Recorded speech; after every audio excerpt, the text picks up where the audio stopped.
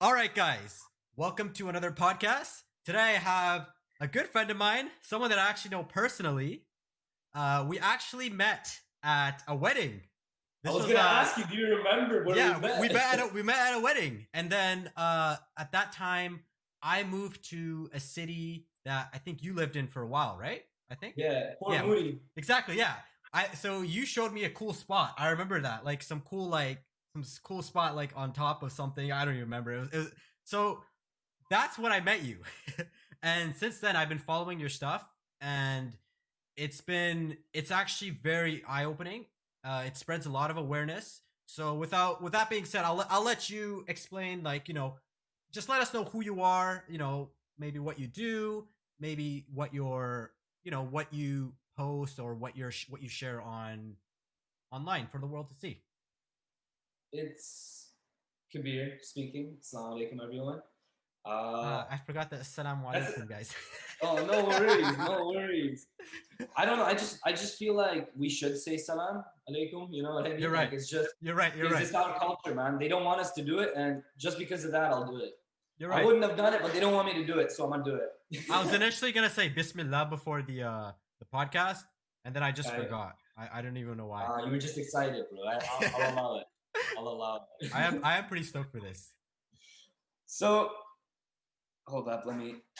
Now it's probably should be quieter. Turn off the heater. Yeah, all good. My name is Kabir, and I I'm a lot of things. To really define yourself would be a thick, heavily loaded question. It's like, who are you? If I ask you that question, how would you respond? I am Uyghur and Afghan by ethnicity, Canadian by nationality, I guess, Kazakh by nationality because that's where I was born. Came to Canada when I was in grade three in 2007. Do the math, I'm about 22 years old. And my passion right now is something that I don't really like to call a passion. It's activism. Passion is something that people, enjoy doing. I don't like activism. I don't think any activist will tell you, oh, you know what? I can't wait to go and talk to the MPs today. Can't wait to, like. I don't like doing it. It's a reality that I have to do this. Um, Currently, as we speak, there's millions of people being detained arbitrarily in concentration camps in China, Uyghur people, and that's where I'm from. If you were wondering what Uyghur people look like, this is the face. Uh, and I do have family in these camps, and because of them, I have to do this stuff just out of respect. It's not that I don't like doing it, but the fact if I didn't do it, I wouldn't be able to sleep at night. You know what I mean? It's the lesser of the two. So, and before I say anything to going forward, if I say anything sad, I don't want anybody to feel pity. I don't want anybody to feel sad. I already got enough stuff to worry about. If people start pitying me, then that's just a whole nother thing. No pity. If you're gonna get sad, don't do it. Just get motivated. It's like sadness doesn't really do anything in this cause because sadness as an emotion slows you down. It puts you back, and that they want you to be sad. They want you to mourn. They want you to cry, and they make you feel helpless. But I'm gonna tell you right now, there's no reason to it. Don't be sad for me because I'd rather you not do it. I'd rather you help me out. I'd rather you smile with me. So I studied molecular biology, but I wouldn't define myself as a biologist. Uh, I got my degree in April. Currently studying at Simon Fraser University, getting my PDP. It's a certification program to become a teacher. I want to be a teacher one day and open up a school, inshallah. That's the goal. So go away, man. Where is this Yeah. podcast going to take me? So basically, you mentioned how you're Uyghur, right? And you mentioned your family, right? When did you like feel that it was time for you to take initiative, and like, because I see that you take you take an initiative, but obviously it must have started somewhere, right? When did that happen? Like, when did you realize I have to do something right now? Like, I have to do something. Like anything in life it wasn't like one day I woke up and it's like, damn, Of it course. was definitely a process. Hmm. Ever since I was a kid, my family and my parents, they made it very clear that the Uyghur people don't have a land and how we need to reclaim this land ever since I was young. And when I came to Canada in 2007, there was a lot of protests going on actually, and I would be get brought to these protests by In my Canada? family in Canada even way Okay. back then. Okay. Yeah, we've been wanting change for a very long time. It's Could, not just recently. could you let us know like what's like the story for those who don't like know So what's going on? Uyghurs are a group of people, a Turkish minority uh, in modern day China, but I don't like and then in the Xinjiang region, I don't like to use that word because that's like, allowing them to have it. It's like calling, calling Palestine Israel. You know what I mean? It's just like, I don't like to use that. So East Turkestan is my country. I wear it, very proudly. I am, when growing up, I wasn't always claiming this side of me. I used to claim the Afghan side of me, even though by blood, I'm only 12.5% Afghan. My dad's dad was Afghan. Everyone else in the family was Uyghur.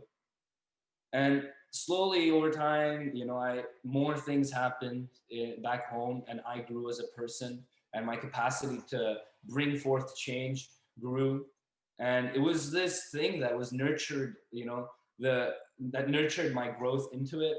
I would have definitely not gone down this path if the situation didn't get worse as I grew up. It's definitely, exponentially uh, fell apart. Everything is just, last time I went there was 2009, and I remember it very clearly. It was beautiful. It's uh, that was like the last. There was a riot that happened. Damn, I'm flying all over the place. So going back to it, Uyghur people, For sure. East Turkestan in China, 1955, they take over our country, and they've been ruling it ever since. We've been trying to reclaim our culture, reclaim our religion, just our way of life. And although they do call us an autonomous region, there's no autonomy there. There's complete surveillance, head to toe. As we speak, there are millions of people confined arbitrarily to concentration camps. Um, as we speak, there are intelligence agencies across the world, harassing people, Uyghur people, trying to get information out of them. There have been multiple accounts of people while in transit in different airports being abducted by Chinese officials only to be sent back and sent to jail. This is not like fake news. This isn't something that I'm just making up, and it is horrifying. I see your face, Ibrahim. You're like, damn it, but it's the reality of things, and I we have to do something. People waged wars for stuff like this, and I was talking to you about this earlier. Unfortunately, there's been this desensitization, Yeah, of course. and the modern society, the way it is the only activism we do is reactive activism. So if there's somebody puts something up and there's a trend relating to it, then we'll react to it. But then if there is no media coming out of China, right, and there is no information coming out because everything is under surveillance, everything is like, bootstrap closed, no one's allowed to leave, no one's allowed to come in.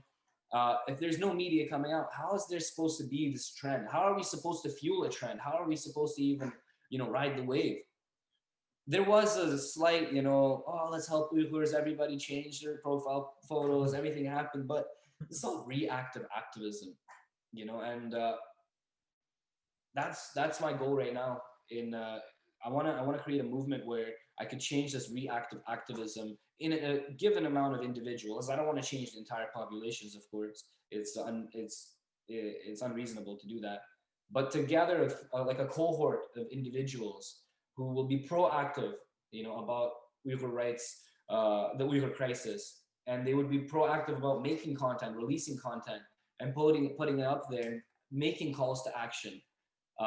That's what I'm working on right now. That's very interesting. It's interesting too because you mentioned that because like I'll say like someone like me, right? Like it's like you said when you're talking about when there was a huge Uyghur movement, people were sharing this and that, and then it kind of just got a little bit like everyone's just like, oh, okay, let's go on with our lives again, kind of thing, right? They kind of brush it off even though it's still going on. What I found interesting that you just mentioned right now, as someone who's being educated on this, is I didn't know this was going for this long. I thought this was like I literally thought maybe it was just a few years ago.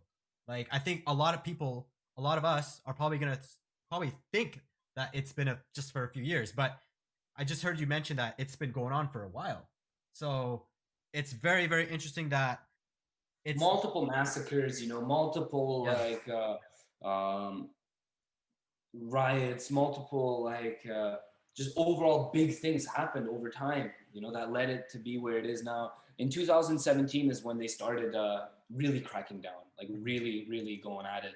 yeah. People were disappearing. I have so many friends that just they.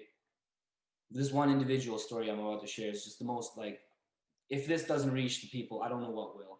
Imagine you're a student coming to Canada, you get your PhD, you're here studying for your PhD, and you call back home to hey, asking your mom how's she doing, and nobody's picking up.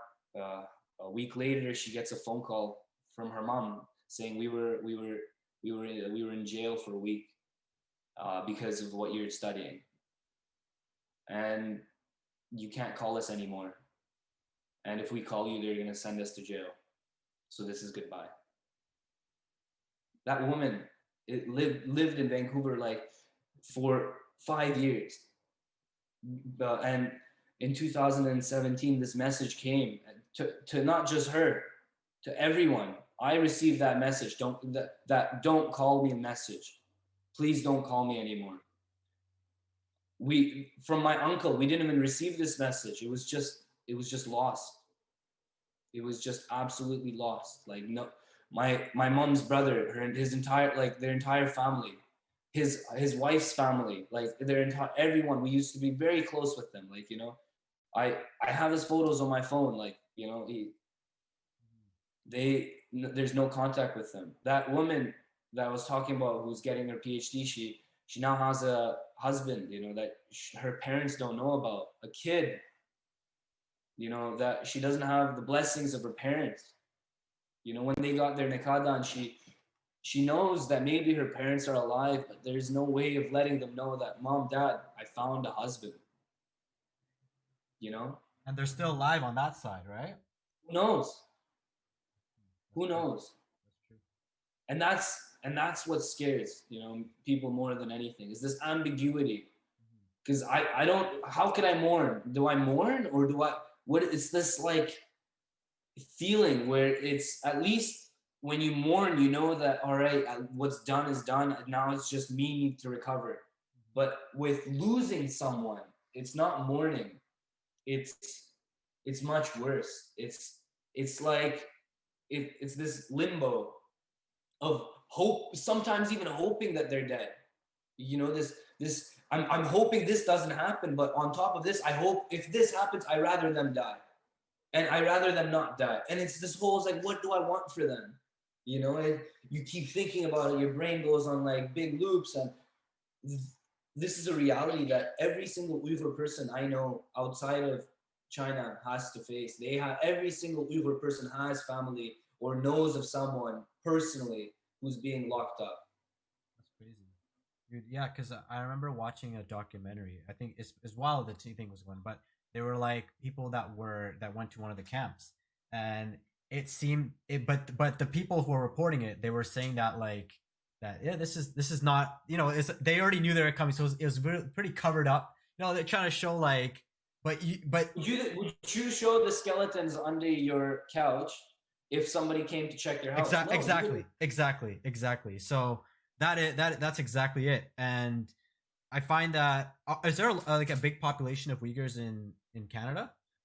In Canada, in the Lower Mainland, just where me and you are, Okay, there's like Vancouver and stuff. yeah, there's I'd say Because like I've seen a restaurant. There's like one a in hundred families, Coquitlam. like Yeah, 100 families maybe. 100 families. Okay. Yeah. And are they kind of going through the like a similar thing as well, where they have family over there, and it's a struggle? Yeah, one So hundred what? percent. So what is I'm guessing it's the government. What's their motive behind all of this? Like, If if you know, the, the, obviously the you million might not dollar know, question, right? you know what I mean? Because Literally, like, the trillion-dollar question. Because right, at the end of the day, when you boil down to it, it's for national interest. right, When it's for the nation's interest. When you take away religion from state, and a secular state such as the CCP, Mm-hmm. You know, where they just completely tore away faith from religion, and they're trying to take away faith from all the people. Mm-hmm. On the western part of China, on like literally the entire west, one quarter of China's like land mass is East Turkestan. No, 1/6 actually. Sorry, it's not as big, but 1/6. So imagine if British Columbia was East Turkestan. You know what I mean? In Yeah, of comparison to course. Canada, and it's Of not course. even 1/6. British Columbia is smaller than the sixth. Mm-hmm. So going back to it, and it's placed on the west. Complete the entire west is them. So now they're trying to build this thing called the One Belt One Road Initiative. Do you know Okay. about the One Belt One Road Initiative? I don't know. So this is their goal in connecting the entire world via infrastructure, trains, planes, automobiles, ships, and whatnot. And they're doing this to every country out there. They're in everyone's pocket. Wow. Pakistan can't speak up against the Uyghurs because they've requested they have Chinese money. Mm-hmm. In Kenya, China came in and they built a railroad system and built docks. And when Kenya said, no, Kenya or Nigeria, one of the two, I don't remember exactly. But China's heavily involved in all of these countries in Africa. They gave him a bunch of money, and then let's say when it's time to pay him back, they'll ask for like a ridiculous number, and then they say they can't do it. You know, they can't do it. And now what? They own the strategic parts of those countries. Mm-hmm. Kenya has a lot of resources, but one of the main like the reason Kenya is so strategic is because it's on the west, on the eastern part of Africa, where different countries can send their goods there and have trade, and then send it off to the rest of the world. It's like it's perfect. Especially that side, especially that side of the world too. They can go to Australia, they can go to the Southeast Asia, they can go under and go all the way to us. They can do so much. So they're trying to wrap the world in this one belt and one road. Mm-hmm. And without having a people who don't align with you culturally, religiously, ideologically, having them control that region, that strategic region on the western side of China, it scares them, you know. And it's this communistic mindset that you can't. They really believe in this stuff, you know. They really believe in this stuff. They want you to not have a religion. They want you to see yourself as a Han Chinese. You know, they're going in there, taking the women, marrying them off to Han Chinese men, and sending them back to the mainland and replacing them with Han citizens, just so they slowly take all the Uyghurs out, decimate them, take them out. All the a Han man and an Uyghur woman have a kid, they're gonna have a Han Chinese child. This is the same things that's happened all over the world during the colonial age, and we're just watching it. We literally went to war for something less than this, you know? That was just only killing. That was only killing. This is killing, organ harvesting, genocide, trying to get rid of people, trying to take over the rest of the world. This is a whole thing. But the problem is China is doing it legally.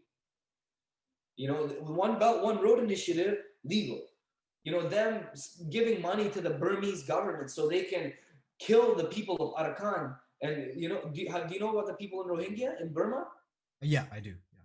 So the same reason they're getting abused is the same reason Uyghurs are getting abused is because Arakan is in the southern part of Burma that has the coast, right? Very strategic. And if they want to do trading through Burma, and if they want to have a coast or a port, they're going to have to get rid of those people.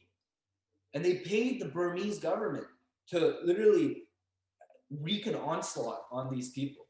Mm-hmm. I find it's interesting.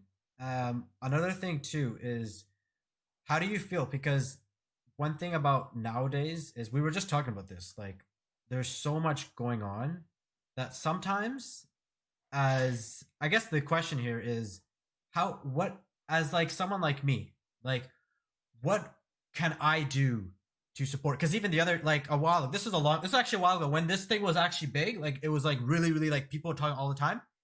I was texting my friend and we were talking about what can we do, and then he was like, yeah, the only thing I can really think of is dua, and maybe donate to maybe something related to it, right? I think what a lot of people have, the mindset that we have is, oh, and I think if it doesn't, it touches us, but maybe it doesn't touch us as much as someone else, simply because maybe we're not from there or this and that. It's kind of like if something happened in Senegal or something happens in a neighboring country, right? There's right now there's some issues in Mali, there's in Guinea, this and that. I like naturally I'll like jump up and I'll just be like, man, I like Yeah, time to put the foot down. exactly. Yeah. However, not everyone will share that thing where they will like get on it. What can I do? Like, as you know, especially as a Muslim, right? What can I do? Not just as a Muslim, as a human being. What can I do to support the cause or whatever? Like with yeah, what would you say I can do? You know, that's a very loaded question. Right, that's fair. It's what Because the way you phrased it, I don't like, and that's how everybody asks that question. Is like, what can I do? right, Ibrahim, there's nothing you can do, but there's something we can do. right, You see, you alone, I can't do anything. You know, right, trust me, if I could have done something alone, I would have been sitting on my computer, just working day and night, doing something myself. As soon as I got word that my cousin has been taken for 2 years, I heard about this in 2019. They took him in 2017, released him in December 2019, and they arrested him and they sent him to jail, which is much worse, just for watching an Islamic video in June. And I found out about this a week before his trial. Somehow I got word because they said, this is Kabir, like, let's do something. We have to do something. You know, we didn't want to tell you guys before because we were scared. But now he's getting sent off and we have to do something, Kabir. I called day and night, searching for lawyers. I said, you know, I sent him emails. I said, doesn't matter how much it is. I will work. I will take every loan. I will literally sell my body parts, bro. Like, I didn't care about the money. I said, the money will come, you know, Allah will provide somehow. Nobody's willing to do it. As an individual, I hit up very powerful people. I've emailed, you know, UBC professors. I've emailed the UBC professor for law in the Department of China. You know, he's pro-Uyghur too. He's anti-CCP. I even emailed him. I said, you know, whatever the dollar number is, bro, just tell me. Like, I'm hopeless. No, as an individual, I have no power. What can we do together? Now, this is something that I've been working on. That there is stuff we could have done. Yeah, send a mail, send a letter to your MP. You know, yeah, of course that's gonna do something. But when did you know, I've only sent 2 letters to an MP ever. Like, you know, and I'm like the biggest, like the biggest Uyghur activist or whatever in the Lower Mainland. You know, there's 2 others, but it is what it is. We'll all of us will claim titles to it. There's only a couple. Everyone has their own role, basically. No doubt. Yeah. And so what my project is now is this campaign that I want to build to engage people proactively. Okay. Like I said, that's what I want. We need people to be proactive. We need people to be opportunistic. As soon as they see an opportunity to help. So on December 10th, it's International Human Rights Day. And the 10 days, when I told you about my project, is 10 days before International Human Rights Day, I want to have a campaign. There's multiple calls to action that we're doing. One of the people, you know how I told you about some people getting caught in transit and they're getting sent to China? A woman, her husband got sent to a jail, and she lives in the States. So one of the calls to action is writing a message, a letter of solidarity to this woman, letting her know that she's not alone. You know, her husband was taken away. We need to support her. You know, that's one thing we can do. We are not doing this to fight China. We are doing this in support of the Uyghurs. You know, and it's the same thing. Of course. And another thing we can do is contact the local MPs. Actually do it. You know, write a letter. I want to write a letter so we can send it to so everyone can just print it, sign their name, and send it off. That's one thing. Another thing is actually support the local Uyghurs. So in the community, that in, like, let's say Vancouver, like, since we're right here, try to help your local Uyghur community. There is a local Uyghur community in every city, you know. They're not powerful, but like help them out, you know. They're established people. Knock on wood, but Uyghur people, we're not warriors, but we are educated people. And on average, like they're very like the Uyghur people, they were always on a pursuit of knowledge. You know, alhamdulillah, like the Uyghur household, the average Uyghur, you would, if you lived in East Turkestan and you would go from house to house, the average household would have at least two hafiz in the house. Wow. Very like,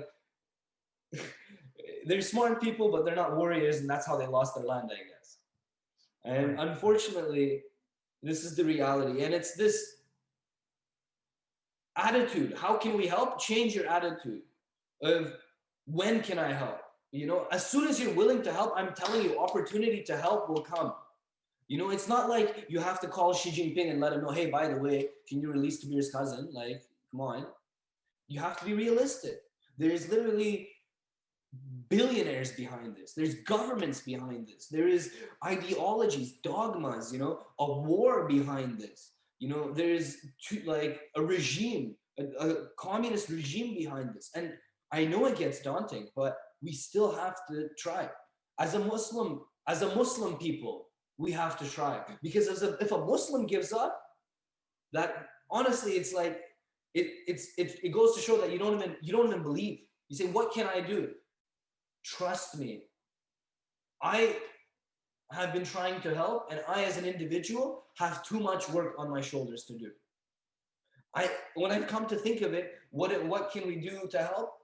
Make flyers. They're like, okay, someone else will make the flyers, they say. I've asked so many people to try to help me make flyers.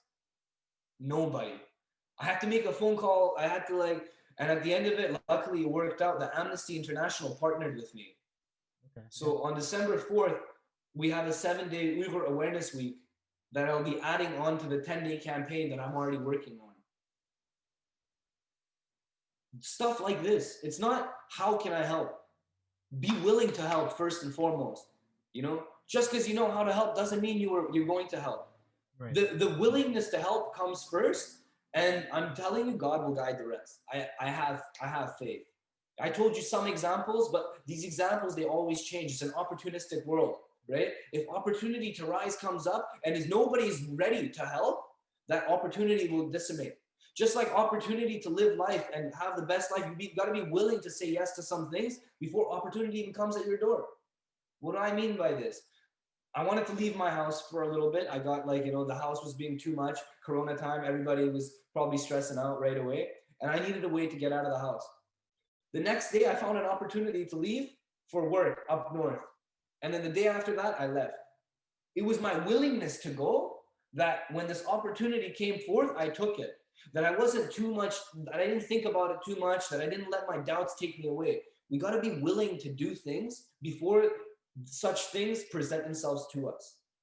Like, you can relate to this. Yeah, no, I get it. It's actually a great point because it's a manifestation. Yeah, it's super, super important. Like, I find that in this day, especially with social media, we're glued to this screen, right? Like sometimes we're just glued on it, and we're not really even consuming anymore. We're just kind of brain dead on it, like reacting. Yeah, literally reflexes, bro. Yeah. If you ask someone, what did you see today on your Instagram? They'd be like, holy crap. Yeah. What did you see on your... I don't remember anyone. I've liked probably 50 photos today. If you ask me with confidence, can you remember one? I could probably do it. But I couldn't tell you what the reasoning behind that post was. Yeah. Which is why even today I made a poll. Because I was scrolling, right? And I noticed, wait, I'm scrolling, I'm commenting. Then I asked, are you guys actually looking at the stuff that you're liking? And are you guys just liking and just You want to see something very interesting? Look at this. Yeah, for sure. So I'll show you the ratios of response. So 1,700 followers, right? Mm-hmm. I post a video, a photo of a comment, right? So so there's a post, and in the post I put a sentence. I said, if you actually read this, can you like my comment down below? So I just want to see how many people. So I see that out of the 1,700 people that follow me, 400 people saw it, like actually managed to scroll through. 200 liked it, and only 11 read the post and Really, actually 11. it's a reality. It really humbled me because I thought, like, for a solid while I'm like, yo, no, Kabir is like, mashallah, Kabir is this good guy, he's doing big things, I'm reaching so many people, look at my powerful content, wow, I'm so cool. Of course, 11 people, bro. it's a reality, man. 11. Like it's real. Like even me, like the other day, I'm gonna do AMA, right? Like ask me anything on YouTube, and I got one response, and then I was just like, interesting. But it's a reality, right? Because people nowadays, and I think this is part of another reason why I think people are not really like taking. We're not really taking the opportunities that are coming to us. Sometimes we look at it and a lot of people are just like, oh, okay, and then they go, and then they're just looking at it, and then they just scroll, they forget it. Oh, and something's going on. Oh, okay, cool. And then we're really like on this like thing, but instead we're like we should really like think like actually reflect on what we're actually looking at. But because we're so oversaturated with like I make content, so and I've been trying to consume like less and less content unless it's really meaningful. But when I did consume a lot of content, I found that like there's this, there's that, there's this, and this. So I find that yeah, I'm going on a tangent here, but No, I it's a see where weird, you're going, bro. it's a weird world we live in at the moment. Like it's You very know, in 2020, I've spent 20 days. I mean, no, not 20, 60 days off the grid. wow, Like off the grid, like yeah, just like no service, no nothing. And the first time I went, I'm like, this is cool. Second time, you start realizing things. And over a while, I made this like habit of me going back into just nothingness and just reflecting on what it is that you truly want. A lot of times, people like there's what you want and what you think you can get with as much work as you can put into. Those are two different things. I want a Bugatti tomorrow. I wouldn't mind one. You know what I mean? It wouldn't be why genuine. not? Of Yeah, why not? course, of course. But no, but I want to wake up early tomorrow so I could put a full days of work, you know? And I want to do this. Whether or not I have the capability of doing so is different. So now that's where your mind should change. Now that's where you become conscious of things. A lot of people, they're not even conscious of the time they wake up, of the hours they're awake. You tell them, what time do you wake up usually? They're like, oh, like Monday maybe like 11, now that there is no school on Mondays. Tuesday, I have to wake up by 9. Like there is no, everyone is just, they're just going with it. They're like, if the world guides them Yeah, and yeah, puts them in places, exactly. 90% of people are settling. They're just settling. Yeah. Like it's funny even too. I was on I think yesterday I was like waiting for the train. In my head, I was thinking about it because you probably already know about the Instagram update, right? The reason like what hit my head was, dude, this app is literally navigating the way that you're doing things because you have to adapt to their app now. You can't do anything about it. You have to you People don't like it, like people everyone's like, oh, it's trash, just tweeting this and that. But the reality is you're still gonna use it. You're still Do you know anyone who's gotten married recently? on top of my head, not recently, but I would say like a year ago. That's Okay, they probably found the other partner through the internet, okay. either be it through Twitter, Instagram. Majority of the relationships are like brought together by this social media, and there's nothing wrong or right with it. It's just Right. it's crazy. Yeah, it's a tool. We're, Yeah. it's in every single part of our life. Yeah, it It's is. a part of our marriage. It's a part of our kids. Yeah. It's a part of what they're seeing. It's literally life. Yeah. You wake up in the morning, you just check your phone. People, you go to the bathroom, they check their phone. It's like constantly on it. It's just like this thing that's like that they're over. And sometimes you're just scrolling, looking for that next dopamine rush over, over. See if you can read this. As soon as I turn on my Go phone, first, I find have a to put second, that. stay busy, stay happy. That's important. Like, but even that, I open it and then I just swipe, and then I just keep doing my thing. Of Like course, I of put course, that of there, course, but course. even then, Because like, your mind kind of already knows, oh, okay, whatever, and then it kind of just, Allah is there. Don't of worry. course, of course, of My family course, is there. of Don't course, of worry. course, You're of course, busy enough. It's okay. of course. Yeah, man, it's weird. It's interesting. It's a interesting world, I think, and especially now, like I go on social media detoxes all the time.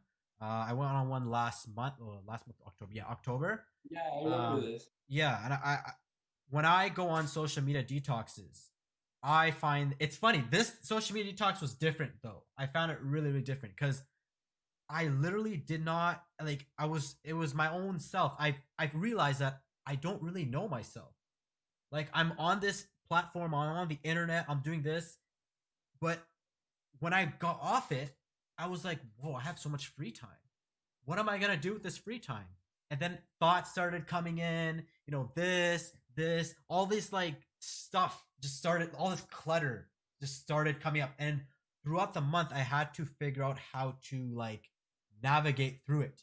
Because I don't know why, but this time is normally when I go on detoxes, it's like, okay, I'm on a detox, whatever. But this time it was different. I don't know what it was. It's weird. I don't know. It's a weird thing.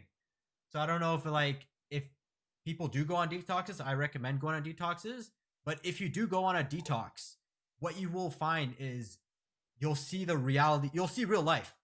Like when I'm not on social media, like when I wasn't, like I was like literally thinking, okay, what am I gonna do now? Like, okay, I can spend some time with my family. I can go for a walk. I can go to the gym. I can do this and that. But when I'm on the phone, I'm scrolling, looking for that next dopamine rush, and I'm kind of like distracted, and like I'm not as like productive, and sometimes even when I'm studying, I'm like, oh, I'll watch a few videos, this and that. Whereas when I'm on the detox, I didn't even have to like think twice about it. I was like, you know what? I have nothing to do. I might as well study. And if you think about it, so many people nowadays, and I guess we're going through this topic, but so many people nowadays, they never go on a detox. So they're always on it. And the majority of people, they're all consuming. Like I create content, so that's kind of what I do. But most people consume. So when you're consuming all this stuff, I I I just want to know what people are kind of getting out of it. If that makes sense. I don't know. But The consumer, like what they're getting from the content. yeah, like I think a sense of a, I remember reading an article about it. One of the main reasons people go on social media is a sense of belonging right. and a sense of, oh, there's people that think the same way.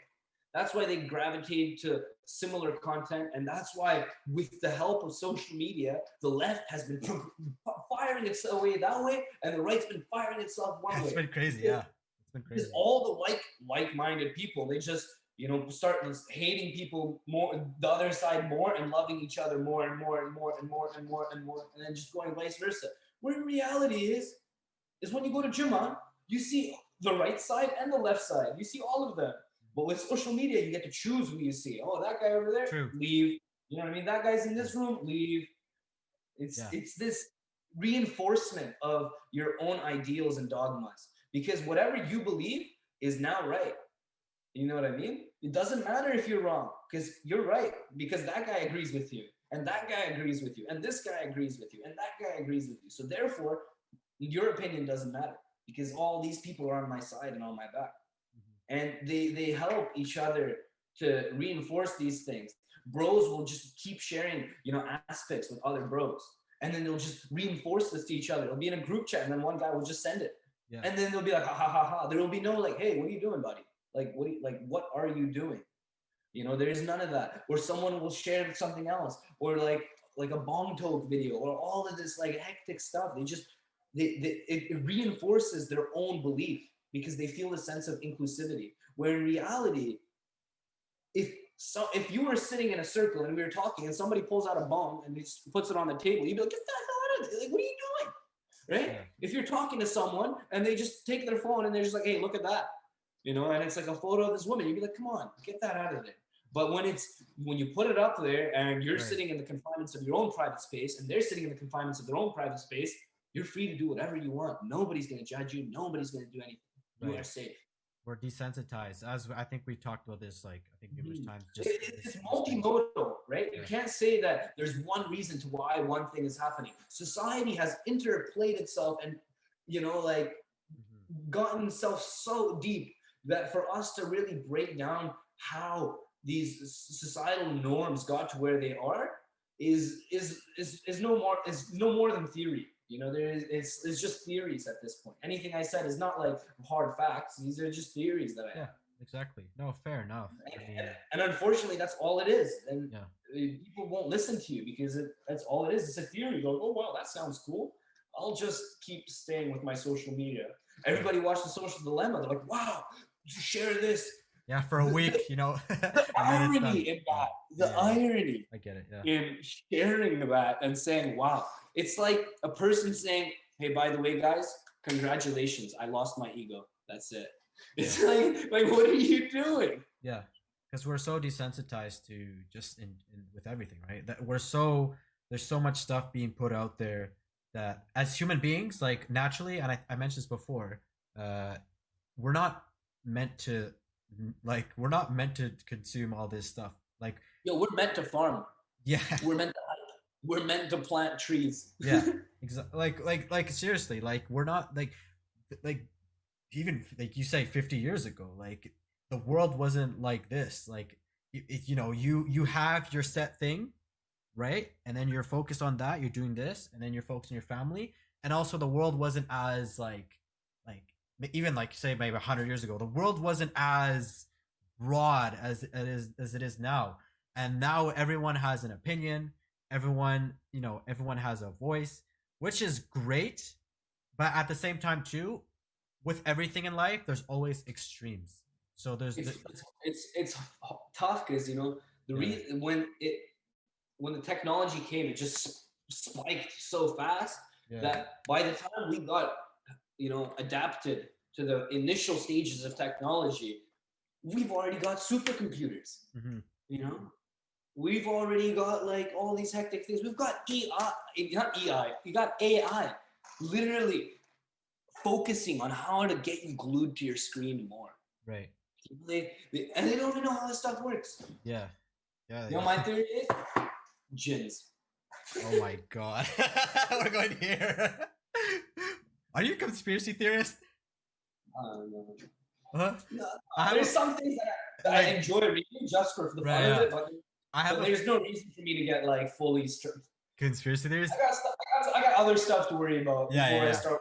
Of course, because uh I used to really be into it back in like 2015, and then I just kind of like I got a little too deep into it that I just had to stop. Like I just literally, and I think that's where I've kind of like actually I'll share my scenario, my situation, right? So back in 2015, right?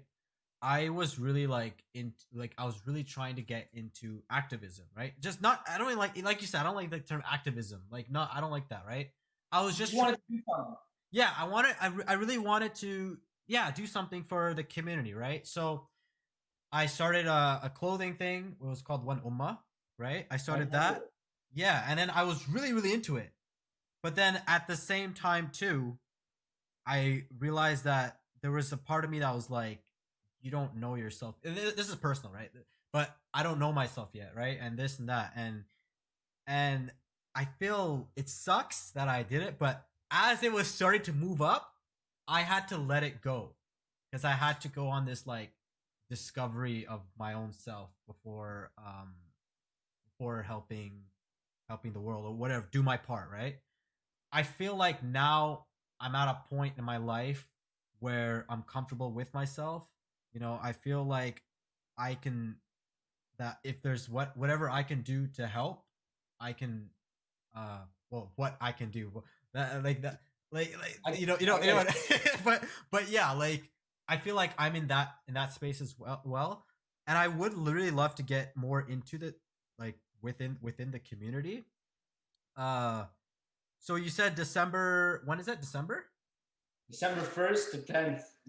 I'll definitely share it with you. You know what I mean? Okay. I'm gonna finish making the flyers by the end of the week, Okay. Yeah. and I Share. already have this list of people that I'm gonna send the flyer to. Cool, So yeah, you share. send it my way because I'm really, really interested. Like, one of the things I really wanted to get in, like within this podcast is like in general, it's just I really want to understand like what's really going like because you're like who better to ask than someone who's actually a Uyghur, or it's just who better to ask than somebody who's actually in that situation, like that actually knows Well, people, right? It's even one me, I don't know too much. right. There's Well, you know enough. You're decently educated. Like you can educate me on an issue that I have literally like I don't want to say I have no idea about, but I'm like that I know, you know, like I would say like I don't want to say fairly little, but I don't want to say a lot because I don't know a lot. yeah, Like enough to have a discussion, not enough to lead a discussion. exactly, I'm in the general like consensus, right? Understand? So like in terms of your website, I saw your website too. Are you, yeah, I actually saw your website. Actually, I'll actually let me pull up your website, quick sales.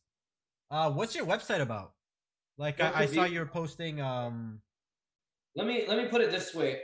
You are, let's say you are UN, or you are the government of Canada, and you are whoever, and you need somebody to, talk on behalf of something, and somebody tells you about this name Kabir Qurban, right? And then the best way to find him and the best way to advertise yourself. Think of this website as my modern day resume.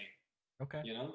As like what am I doing up there? And there's also, I realized that there, like, how I said there's only 11 people reading my posts. Mm-hmm.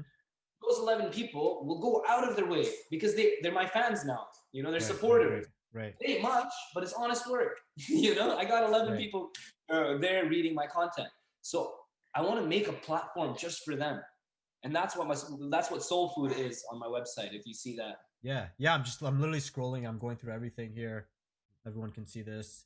Wait, before you go, then conversations are my favorite, and I'd love to hear what you have to say. Yeah, clean site, bro.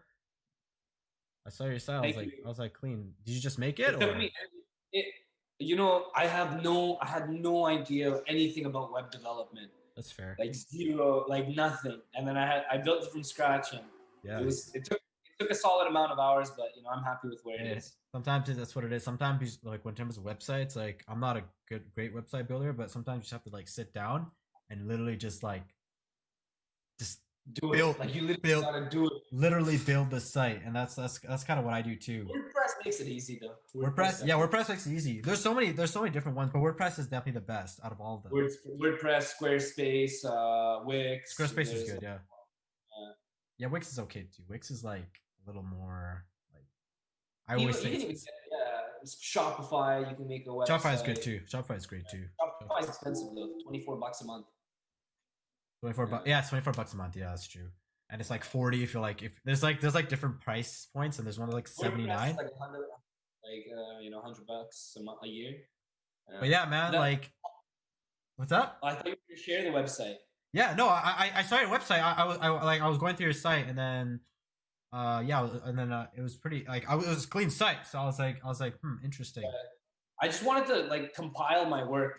Yeah, of course. I've done a lot of things, and like. Are you like a creative? Like, you seem like you're a very creative type of person. Am I a creative? I create some things, but I wouldn't define myself as a creative. Okay, that's fair. That's fair. I do things when they're like when I need to do them. Because you do like poetry and stuff too, right? Or I like to write poetry, but it's not like I'm always. I'll sit down and I'll be like, holy crap! Sometimes a poem will come to me and I'll write it. Yeah, but it's not like I'll sit down and I'll be like, all right, roses, rhymes with Moses, for sure. Rhymes with these hoses, Right. That's fair. It's got to be legit. Like the other day, it was literally 12 o'clock at night. I couldn't go to sleep. I just couldn't. Yeah. And I pulled up my phone, like anyone else would, and just scrolling. And then, like somebody sent me a photo of my cousin, and then instantly I just, like the poem came. Like it's just like, all right, write it down. That's amazing. And this is what I used to write them in. This is like my journal. Yeah, that's awesome. I recommend everybody get a journal. It helps with everything. I use it for my mental health. Like I'm not the most, that's fair. That's fair. You know what I have anxiety and like depression too, so Yeah, yeah. I get it. Yeah, There's, actually, it's funny that you have a journal because journaling actually is something that's super important. I sometimes I can't describe things with words, so I yeah, try to describe them with pictures. that's Like amazing. that's how I felt the other day. I Yeah, felt like yeah, a yeah. black pool, That's and crazy. that's what I mean. Yeah, Yeah, I man. think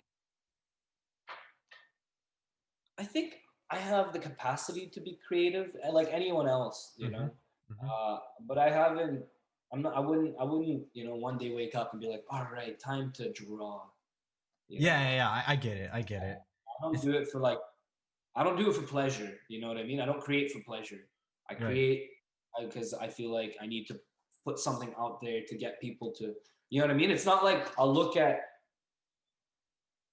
I don't make a poem to be able to look at it and say, "Wow, that's a good poem." I just write the poem, and Put it because I out feel there. like it needs to go Yeah. out there, and then I put it out there. That's kind of like how I Yeah, am. I'm like that too. yeah, and then I'm like that too. afterward I look at it, I'd be like, not bad, you know? Yeah, then you critique it after a little bit. I'm like Yeah, that too. Like I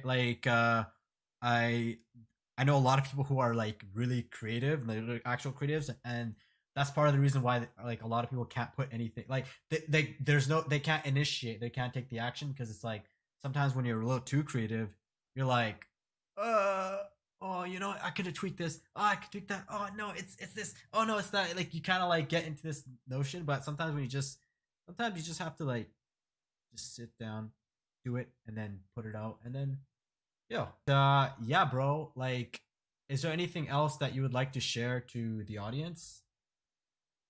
you know, I think you I covered wish, a I wish lot. the entire, yeah, I wish the audience was the world, and to the world, I would say, you know, just love more, you know, love more, What would you genuinely. what would you say like if you're in a perfect world, right? Yeah. Kumbaya. Well, not kumbaya, but in a perfect world, right? For the Uyghurs, what would it be? Like what do you yeah, what would it be? So When I think of a perfect world, it's almost perfect because perfection can't be, you know, brought forth on this earth. fair enough. And what I believe perfection is the Muslim ummah acting like it. You know what I mean? Acting Hmm. like an ummah. That's what the perfect world would be. When the You definitely entire mentioned that. world, you know, they when I look at you and I say salam, not because I want to, not to make a difference, you know, not to be different than hi, but I say salam just to say salam. You know Right. what I mean? Nowadays people say assalamu alaikum just to say salam, bro. No, like don't overdo it. Like make it like a normal thing, you know? Mm-hmm. You know? Say alhamdulillah, not because you have to, because like it's a thing. You know what I mean? Allow yourself. I'm not a perfect Muslim, bro. Far from it, you know. I mean, You know, only God knows. we all work towards it, right? But That's part of that's you human gotta thing. own it. You know what I mean? Own the Islam. Be proud of it. If I had everybody's, you know, all the people in the world that got triggered when they drew the picture of Prophet Sallallahu Alaihi Wasallam and they told everyone to boycott France. France lost billions of dollars, bro. Billions of dollars in a matter of days. Mm-hmm. France hasn't purposefully killed a single Uyghur. Mm-hmm. You know, I was pissed. I was genuinely pissed. The whole world is like, oh, no, don't buy big lighters, all right? Don't buy all this stuff. Don't buy French goods. Don't buy this. Don't buy that. Mm-hmm. Buddy, where were you guys? Mm-hmm. You know, Palestine, where were you guys? Kashmir, where were you guys? Rohingya, where were you guys? Mm-hmm. The Prophet ﷺ had rocks thrown at him. He was literally, you know, and then when the Prophet came down and said, no, when the angel came down to him and said, hey, I could swallow them up, you know, I could get rid of them. He said, no, let them be. You know what I mean? These guys drew a photo of the beloved Prophet and everybody's losing their crap. I understand it's bad. I understand that it's the most respected man in your life, right? But if the Prophet ﷺ heard today about the whole situation that I just explained, how the Uyghurs are currently being slaughtered for their organs, right? What would he do? Would he boycott the French? Would he say stop buying Bic lighters? I have faith that the odds are the Prophet ﷺ would support this cause, would support the Uyghur people, would support the people of Kashmir, would support the people of Rohingya and Arakan, would support the Yemenis, the Yemenis people and the plight that they're going. He would condemn the actions of the Saudis. He would condemn the actions of Bashar al-Assad. He would condemn Putin's actions, the actions of Xi Jinping, the actions of Donald Trump, all of these ones. But no, guess what? We're going to boycott France. Today is the day that we boycott France. And the only reason people started boycotting France is because the Arabic companies, Arabic people, not the people, the Arabic government and companies got together and then through their own media, pulled it up there and they said, by the way, guys, stop, and then everybody's like, okay, stop. In the Muslim groups, bro, in the halal groups, people were posting, oh, by the way, make sure this specific yogurt, not this specific yogurt, but this specific yogurt that has a halal symbol, don't buy it because it's French. If only people had that. When it comes down to how can you help, you know how to help. You will find out how to help. You have to be willing to help. And that's what I want to leave everyone with. Is if you're asking the question of how can I help, I want you to look in the mirror and ask yourself first, how can I help? You know what I mean? Because by coming straight to me, you haven't done your own self a favor and saved your time. Because what if I give you the right advice and you're not gonna take it? First, you wasted your own time and you wasted my time. Be willing to help first, and then come to people who can guide you towards it. Right. Because I see it. I'll see a random person, yeah, Kabir, oh my God, your cousin, I feel so sorry, this and that. Is there any way I can help? This guy, if I asked him to do anything, he wouldn't do it. The only thing he would do, maybe, is share a post on Instagram. I'll keep you on the side. I'm sorry, brother, there's nothing you can do. That's all I have to say. Yeah, I appreciate you sharing. I learned a lot. I learned a lot. Just literally, we're like an hour in, but I learned a lot. Honestly, I didn't know. There's a lot of things here that, like, majority of things I didn't know about here. Like, even with your cousin, like I didn't know any of this stuff. Yeah, my first cousin. I grew up with him. He's like a brother to me. Yeah, that's insane that these things are going on. I mean, yeah, man. Well, you have the December, right? So you guys want to check it out, then December 1st to December 10th, right? Yeah, International Human Rights Day is on December 10th. So that is why I'm doing it. Okay, cool. So yeah, stay tuned to Kabir's page. His channel is already here. If you guys have anything that you guys want to hit him up or anything, or ask him anything, any questions, hit him up. Let him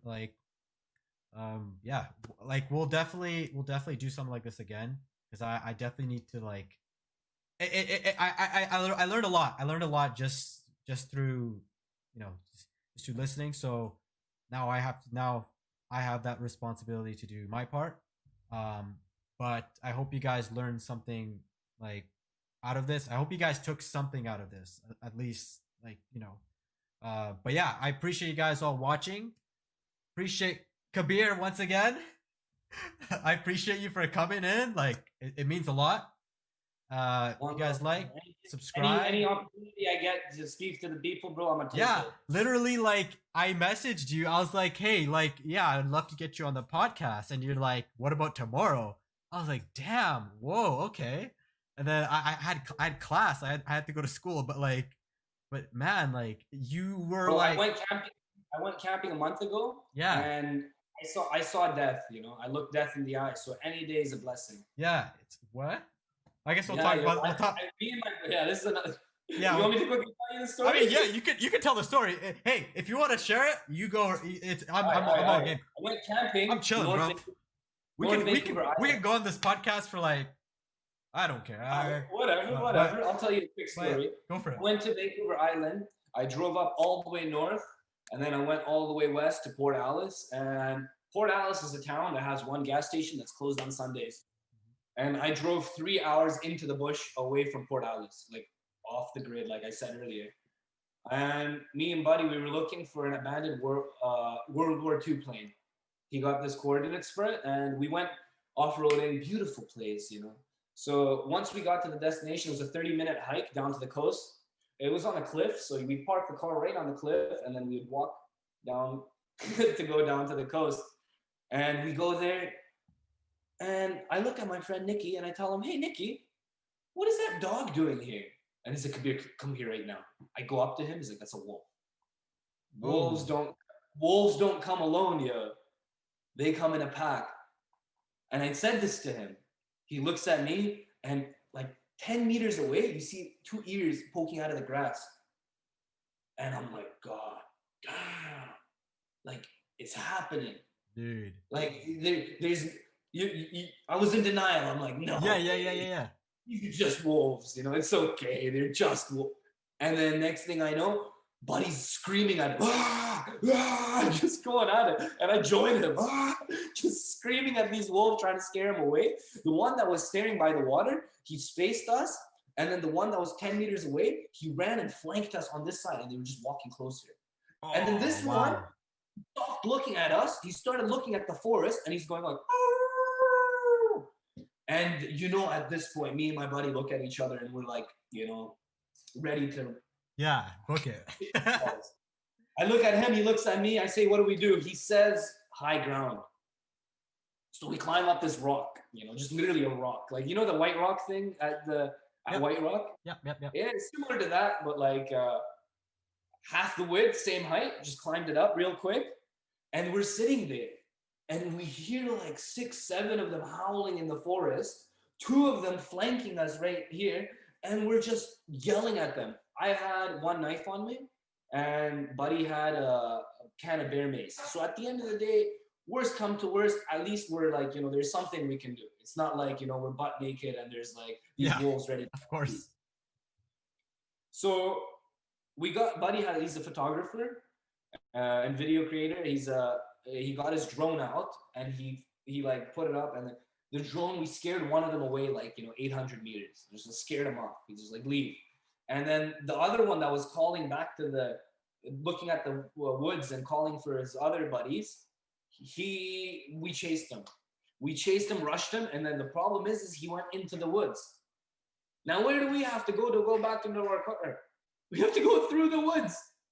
So I look at Nikki. Nikki looks at me. I says, "Buddy, tie your shoes. Like, tie your socks.